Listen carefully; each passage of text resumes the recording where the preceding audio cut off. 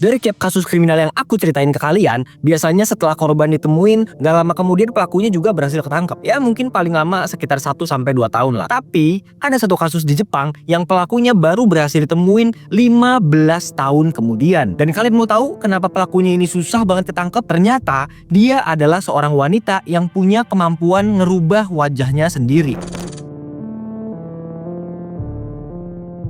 Ini bukan ilmu hitam, ini bukan santet ataupun ilmu gendam. Tapi pelaku berpindah-pindah tempat dan 7 kali ngelakuin operasi plastik buat ngehindarin kejaran polisi. Sampai-sampai media di Jepang manggil pelaku dengan sebutan wanita dengan 7 wajah. Aku bakalan ceritain kasus kriminal ini ke teman-teman semua. Tapi sebelum itu, aku bikin video ini gak ada maksud untuk melanggar pedoman YouTube. Ini murni informasi yang aku dapat dari berbagai sumber untuk aku ceritain ulang ke kalian. Dan juga sebagai pengingat buat kita semua. Kalau yang menakutkan itu bukan hantu, teman-teman, tapi manusia yang udah kehilangan akal dan pikiran. Selamat datang di Paranoia. Jangan lupa subscribe.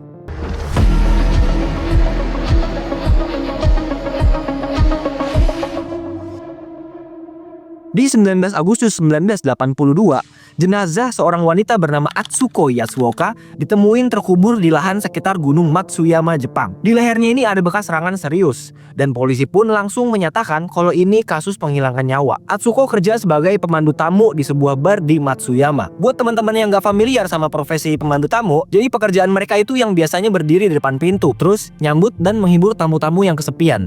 Intinya pelayanan ramah tamah lah, tapi konotasinya tuh lebih ke arah 21+. Nah, selain ada tanda-tanda bekas serangan serius di lehernya, penyidik nggak nemuin tanda-tanda kekerasan lain di badannya. Penyidik juga meriksa keluarganya, tetangganya, teman kerjanya, dan tetap nggak dapat informasi apa-apa. Tapi, ini ada yang aneh nih. Beberapa hari setelah tragedi kriminal itu, ayahnya Atsuko tiba-tiba ngelaporin ke penyidik bahwa ada aktivitas yang mencurigakan di rekening anaknya. Pak, tadi siang tiba-tiba ada orang yang nyoba buat tarik tunai di rekening anak saya, yang padahal anak saya udah meninggal nih kemarin. Nah, akhirnya polisi langsung berfokus untuk nyelidikin aktivitas keuangan korban. Dan gak lama dari situ, pacar korban juga ikut ngelaporin kalau perabotan milik korban juga ikut hilang di apartemennya, yang bikin polisi jadinya makin gencar ngelakuin penyelidikan. Staf di apartemen korban ngelaporin juga ke polisi kalau dia ngelihat 2 orang pria dan 1 wanita lagi masukin perabotan ke dalam sebuah truk. Sama penyidik, akhirnya dilacak nih plat nomornya dan ketahuan lah kalau itu adalah truk sewaan. Mereka langsung minta data-data keterangan kapan dan siapa penyewa truk tersebut. Dari semua petunjuk itu mengarah ke seorang perempuan bernama Kazuko Fukuda. Waktu polisi nyampe ke rumahnya, mereka disambut sama suami dari Kazuko. Setelah dilakuin interogasi, akhirnya suaminya ngaku kalau dialah yang nguburin jenazah si korban yang bernama Atsuko Yasuoka itu. Tapi di sini dia bilang kalau dia disuruh sama istrinya buat ngelakuin itu. Di samping itu, Kazuko udah tahu nih kalau polisi mau datang ke rumahnya. Makanya dia langsung kabur dari rumah dengan identitas palsu, dan dari sini mulailah dia hidup sebagai buronan. Semua data-data identitas tentang Kazuko Fukuda disebar ke media, termasuk penampilan, tinggi badan, dan ciri-ciri dia yang lainnya. Disebar di seluruh Jepang dan dia resmi jadi buronan negara dengan tuduhan kasus penghilangan nyawa. Nah, dari sini nih kisahnya makin seru. Aku sih yakin ya, kalian pasti udah penasaran banget gimana caranya dia bisa kabur dari kejaran polisi sampai 15 tahun. Tapi kayaknya kurang afdol gitu kalau aku nggak nyeritain background masa lalunya. Biar teman-teman juga tahu apa aja yang Kazuki alamin sampai dia tega ngelakuin tindakan kriminal kayak gini. Kazuko Fukuda lahir di 2 Januari 1948 di Matsuyama, Jepang. Masa kecilnya bisa dibilang berat banget lah. Kedua orang tuanya bercerai dan ayahnya ngilang gak ada kabar semenjak dari situ. Ibunya pun nikah lagi sama seorang nelayan. Dan hubungan mereka juga ternyata toksik. Sering berantem mempermasalahkan sesuatu yang sebenarnya sepele. Ibunya orang yang gak mau kalah. Ayah tirinya juga emosian. Ya intinya rumah tangga ini dipenuhin sama amarah dan kekerasan lah. Kazuko yang pada saat itu punya impian keluarga yang harmonis, akhirnya harus nelan fakta pahit tentang kenyataan. Dia pun mutusin buat kabur dari rumah pada tahun 1966 di umur dia 18 tahun. Di luar, ternyata kehidupan Kazuko nggak lebih baik nih. Dia pernah dipenjara gara-gara ngerampok rumah pejabat pajak di Jepang. Setelah ngejalanin 2 tahun masa hukuman, Kazuko akhirnya bebas dan menikah di umur 20 tahun sama seorang pria. Sayangnya, pernikahan mereka tuh cuma bertahan sampai 5 tahun. Di tahun 1974, Kazuko nikah lagi sama suami barunya dan dia dikaruniain 4 anak. Dari masa kecil yang penuh trauma, keluarganya yang gak harmonis, di penjara, dan ngelewatin banyak kesulitan, akhirnya Kazuko Fukuda bisa ngerasain hidup yang selalu dia impiin, yaitu hidup bahagia sama keluarganya. Tapi sayangnya, itu semua gak bertahan lama, teman-teman.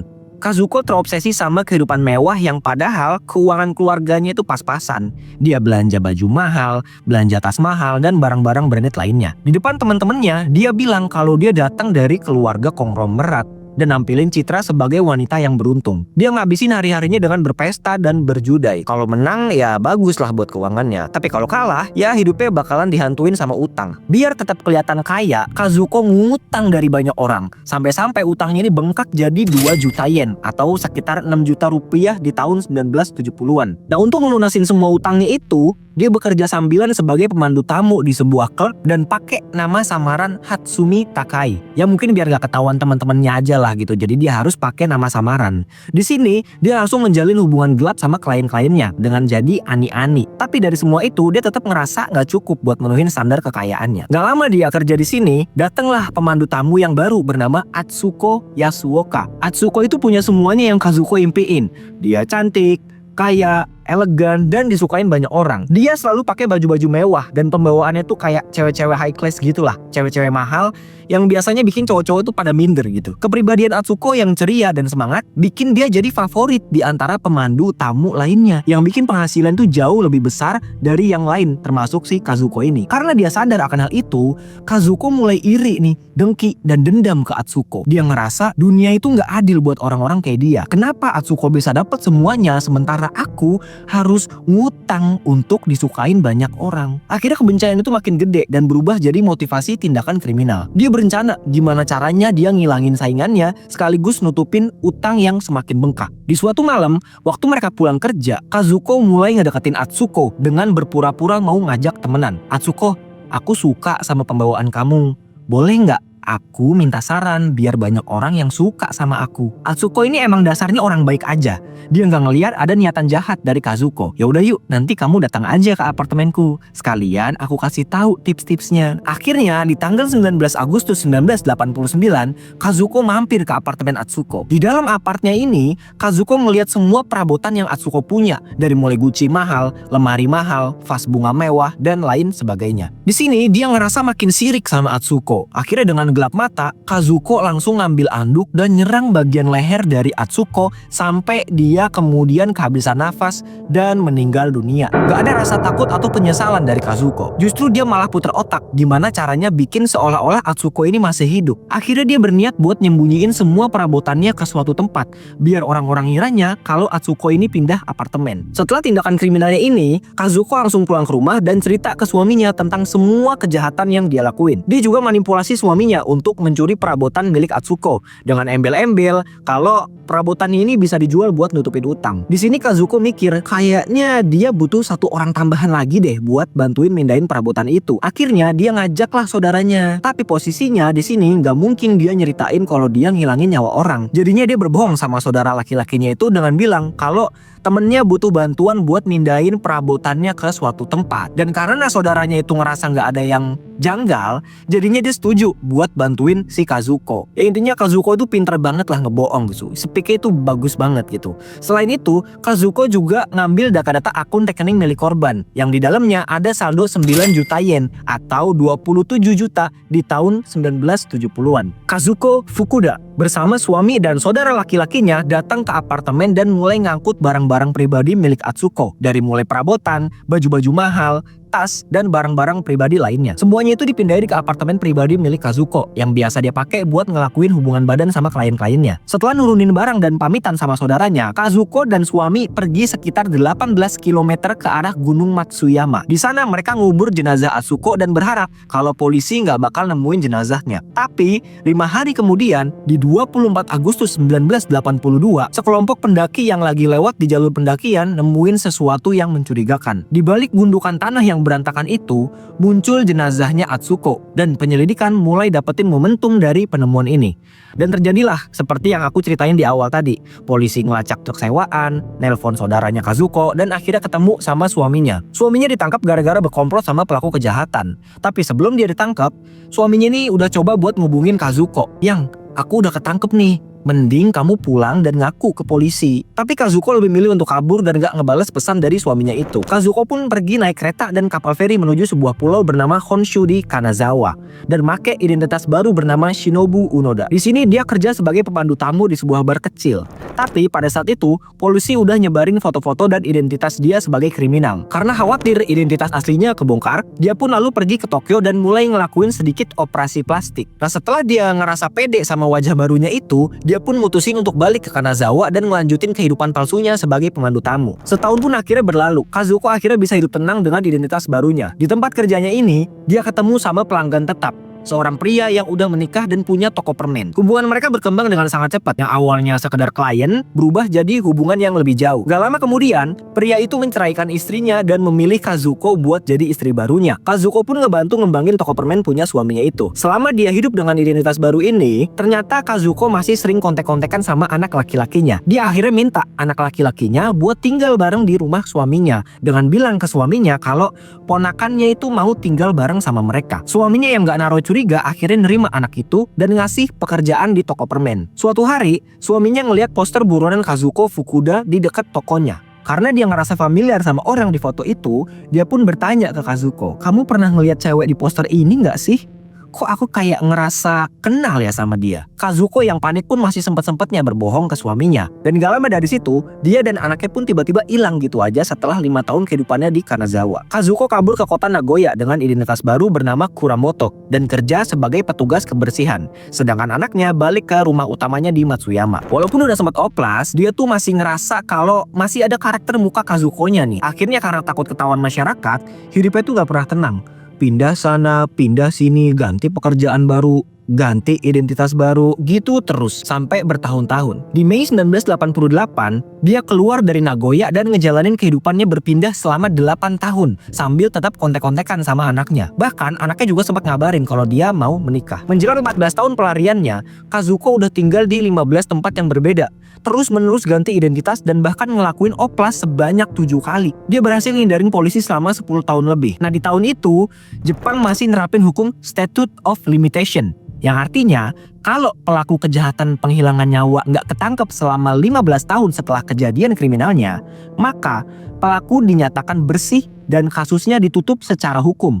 Yang artinya, kalau Kazuko nggak bisa ditangkap sama polisi setelah 15 tahun, maka dia dinyatakan bebas dari hukuman atas segala tindakan kriminalnya. Kazuko memanfaatkan hukum ini, makanya dia ngelakuin segala cara selama 15 tahun biar nggak ketangkep sama polisi. Nah, tepat di 14 tahun pelariannya, polisi akhirnya bikin sayembara dengan hadiah sebesar 1 juta yen atau setara 9 juta rupiah di tahun itu buat siapapun yang punya informasi tentang Kazuko. Walaupun berita ini kesebar di seluruh Jepang, Kazuko tetap hidup tenang di kota Fukui dengan nama samaran Yukiko Nakamura. Dia ngerasa jumawa dan lega karena cuma tinggal nunggu 1 tahun lagi sebelum dia dinyatakan bebas. Dia ngejalanin kehidupan ini dengan santai sambil nikmatin makanan di restoran kesukaannya. Sesekali dia juga sering ngisi sesi karaoke di sana. Dan gak ada satupun pengunjung yang curiga kalau dia adalah buronan yang sering mereka lihat di poster ataupun di TV. Sampai suatu ketika, ada salah satu stasiun TV yang muter rekaman suara dari Kazuko. Suara itu dikenalin sama seorang yang juga pelanggan di restoran tempat Kazuko ngisi karaoke. Dia ngerasa, kok suara itu mirip... bentar. Kok suara buronan itu sama persis ya kayak suaranya Yukiko? Apa jangan-jangan... Nah, akhirnya dia pun langsung ngelapor ke polisi tentang kecurigaan itu. Di tanggal 29 Juli, polisi datang ke restoran untuk menginterogasi Kazuko. Selama interogasi, Kazuko ngejawab semua pertanyaan polisi dengan santai sambil minum alkohol buat nutupin kecurigaan. Tapi begitu diminta sidik jarinya, Kazuko selalu nolak permintaan tersebut dan malah pergi ninggalin mereka. Tapi di sini ternyata Kazuko ngelakuin blunder fatal. Polisi kemudian minta pemilik restoran buat ngasih botol alkohol yang barusan dipegang sama Kazuko dan juga semua barang-barang yang pernah dia pegang. Dari barang-barang ini, polisi berhasil ngedapetin sidik jarinya. Dan setelah dicocokin, ternyata sidik jari tersebut adalah sidik jari yang sama persis yang mereka temuin di jenazah Atsuko Yasuoka 15 tahun yang lalu. Dengan cuma tersisa 23 hari sebelum batas hukumannya habis, keadilan akhirnya mulai berpihak ke polisi. Kazuko balik lagi ke restoran langganannya untuk nikmatin menu kesukaannya. Waktu dia lagi makan, dari luar restoran, suara polisi manggil namanya dan menyuruh dia untuk keluar dari restoran itu dengan kondisi tangan di atas. Kazuko Fukuda. kamu telah melakukan tindakan kriminal penghilangan nyawa terhadap Atsuko Yasuoka. Harap melangkah keluar dan angkat tanganmu." Begitu dia keluar, dia kaget ngeliat di sekeliling restoran itu dikepung sama puluhan mobil polisi. Kazuko pun akhirnya ditangkap di tahun 1997, 11 jam sebelum batas hukumannya habis. Kazuko Fukuda dijatuhin hukuman penjara seumur hidup di Mei 1999 oleh Pengadilan Distrik Takamatsu. Di Maret tahun 2005, Kazuko Fukuda meninggal dunia akibat serangan stroke di usia 57 tahun. Nah itu dia tadi teman-teman kisah kriminal dari Kazuko Fukuda, wanita dengan 7 wajah yang terkenal di Jepang. Seperti yang selalu aku bilang ke kalian, kalau yang menakutkan itu bukan hantu teman-teman, tapi manusia yang udah kehilangan akal dan pikiran. Mudah-mudahan dari kasus ini bikin kita makin waspada. Kalau bahaya bisa aja datang dari orang-orang di sekitar kita. Terima kasih udah nonton video ini sampai habis. Jangan lupa like, komen, dan juga subscribe biar nggak ketinggalan kisah-kisah kriminal yang mind-blowing lainnya. Terakhir, gue Pratama Prasetya pamit. Mohon maaf kalau ada kesalahan kata dan perilaku gue. See you on the next one.